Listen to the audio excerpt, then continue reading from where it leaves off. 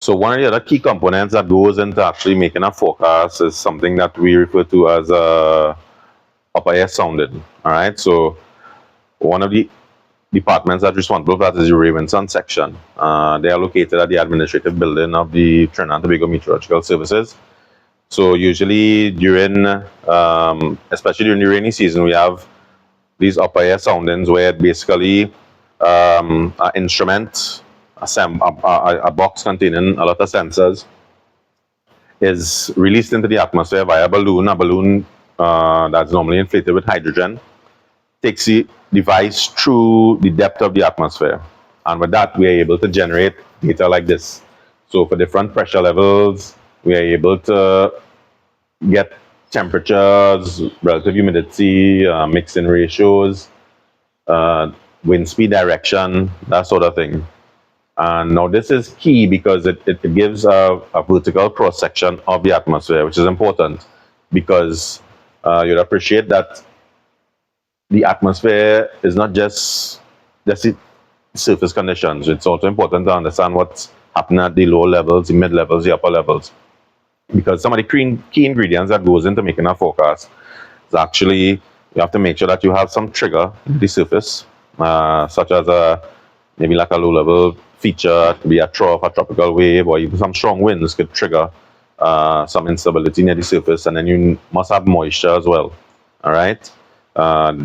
Atmosphere devoid of moisture would not produce really too much in terms of precipitation or deep convective activity like thunderstorms, that sort of thing. So, and also you need to have some evacuation of mass in the upper levels. So some feature that we normally refer to maybe as, if you have an upper level trough, that provides some kind of upper level divergence, that sort of thing, to really to amplify the conditions, the existing conditions in the surface. And those three features, moisture, lift, and upper level enhancement, is really what produces areas of significant deep convective or thunderstorm activity. All right. So it's important for us to get this information regularly during the hurricane season. We normally have this data available to us twice for the day. So usually at 8 a.m. in the morning, one release is done. 8 p.m. at night, similar release is done, and it basically generates what we call a skew graph or a T5gram. And with this, we are able to graphically get a representation of the conditions existing at that point in time through the depth of the atmosphere. So with this, we have a lot of indices, stability indices that we can use that gives indication to the forecaster whether or not the atmosphere is conducive for significant convective activity or whether it is inhibitive. All right. Also gives an indication of where your strong winds might be. If our upper level jet is over the area, this is another key feature, especially during rainy season, that can enhance low level activity.